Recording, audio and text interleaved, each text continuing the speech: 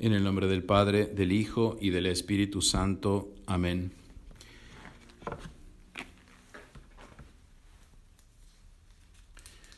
Hoy es el lunes de Pentecostés.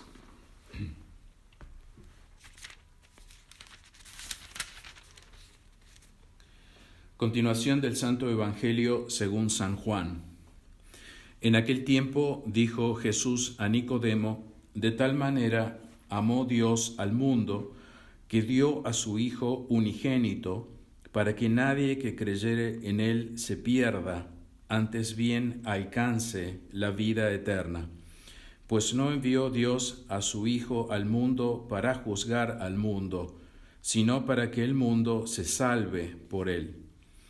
El que en Él cree no se condena, mas el que no cree ya está condenado, porque no creyó en el nombre del unigénito Hijo de Dios. Y en esto estriba la condenación, en que la luz vino al mundo, y los hombres amaron más las tinieblas que la luz, porque sus obras eran malas. Porque todo el que obra mal aborrece la luz, y no viene a la luz, para que sus obras no sean censuradas. Mas el que procede conforme a la verdad viene a la luz, para que se vean sus obras, las cuales han sido hechas en Dios. Lección de los Hechos de los Apóstoles. En aquellos días, abriendo Pedro su boca, dijo: Señores y hermanos míos, el Señor nos mandó que predicásemos al pueblo y que diésemos testimonio de que Él es el que Dios ha puesto por juez de vivos y muertos. A este dan testimonio todos los profetas, asegurando que todos los que en Él creyeren recibirán el perdón de los pecados por su nombre.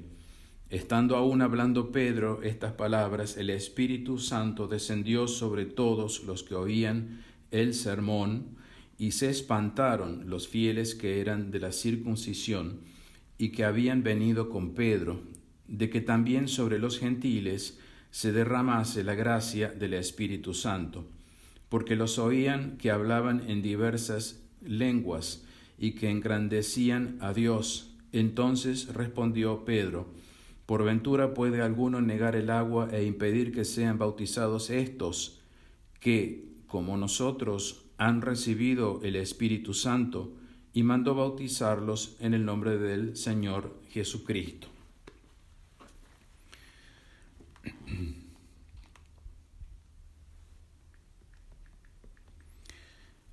Quiero recalcar aquí la expresión que tenemos en el credo: de allí ha de venir a juzgar a los vivos y a los muertos. Está tomada de este texto que se nos presenta hoy, de los Hechos de los Apóstoles, capítulo 10, y concretamente el versículo 42. Él nos mandó predicar al pueblo y dar testimonio de que este es aquel que ha sido destinado por Dios a ser juez de los vivos y de los muertos. Dice San Pedro, en un sermón que da San Pedro,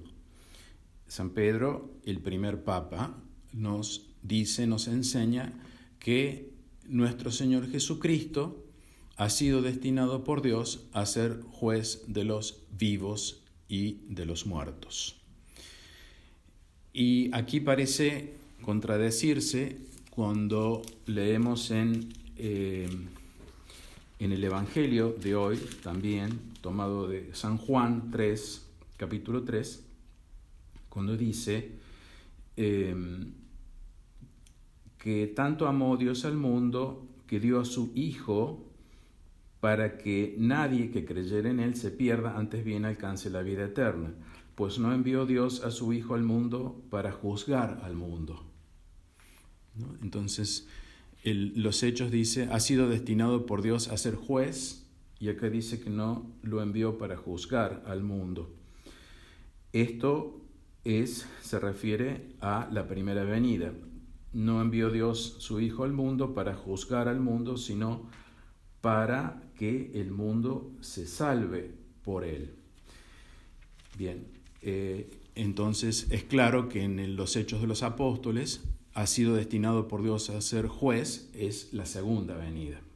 Eso está bien claro. Entonces uno puede cotejar los dos textos y decir, bueno, aquí habla de la primera venida y en los Hechos de los Apóstoles habla de la segunda venida. Bien, y después vivos y muertos.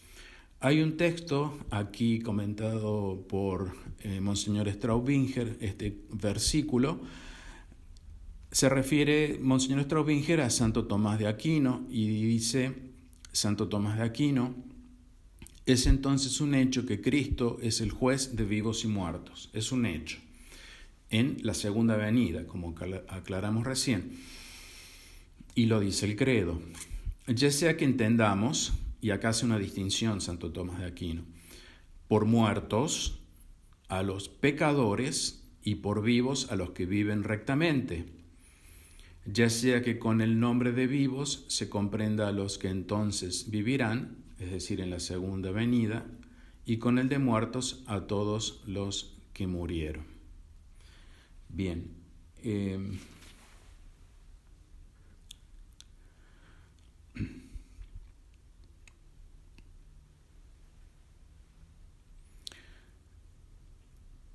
es decir, vivos y muertos. ¿Dónde está el otro texto?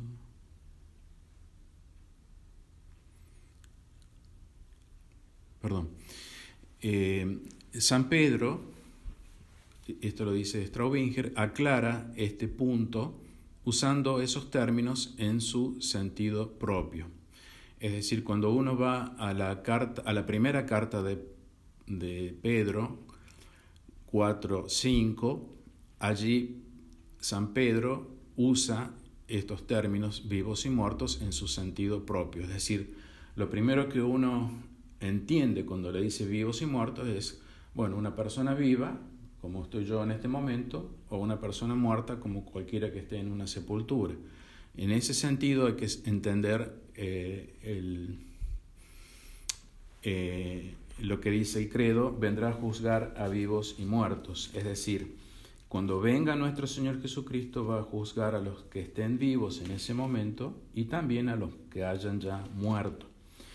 Porque el otro sentido es vivo en el que está viviendo en gracia, que es un sentido moral, y muerto se refiere a los pecadores, en concreto a los que no están viviendo en gracia. Esos ya están juzgados, los pecadores que no viven, es decir, que no viven en gracia, ya están juzgados, porque dice acá, volviendo al Evangelio de Juan, capítulo 3, el que en él cree no se condena, es decir, está vivo moralmente, está vivo porque tiene la gracia, no vivo en el sentido de que yo estoy vivo, con vida, mas el que no cree ya está condenado porque no creyó en el nombre del unigénito Hijo de Dios. Entonces, el Evangelio hace la distinción de vivos y muertos en el sentido moral, en el sentido de que quien cree y está en gracia, y en el sentido de quien no cree y que por lo tanto no está en gracia, ese ya está condenado. Por lo tanto, en el credo, cuando dice vendrá a juzgar a vivos y muertos, no se refiere a ese sentido moral, porque el que no está en gracia ya está condenado. Sino que viene a juzgar al que esté vivo con vida y muerto sin vida. Así debemos entenderlo. Bien. Y después vuelvo a repetir lo que dice el Evangelio, y en esto estriba la condenación, en que la luz vino al mundo, es decir, Jesucristo, la verdad, y los hombres amaron más las tinieblas que la luz, más la mentira que la verdad, porque sus obras eran malas. porque todo el que obra mal aborrece la luz, aborrece la verdad, y no viene a la luz, no viene a la verdad, para que sus obras no sean censuradas. Es decir, el que obra en verdad o con verdad y muestra la verdad, no pueden ser censuradas sus obras. Mas el que procede conforme a la verdad viene a la luz para que se vean sus obras, las cuales han sido hechas en Dios. Si uno no está de acuerdo a la verdad o no sigue la verdad y sus obras pueden ser censuradas, San Agustín en el breviario hoy dice: la primera obra buena que esa persona puede hacer es dejar de hacer obras malas. Hermosa expresión de San Agustín. La primera obra buena entonces es dejar de hacer obras malas. Y concluimos encomendándonos a la Santísima Virgen María, del texto de San Luis María Griñón de Montfort.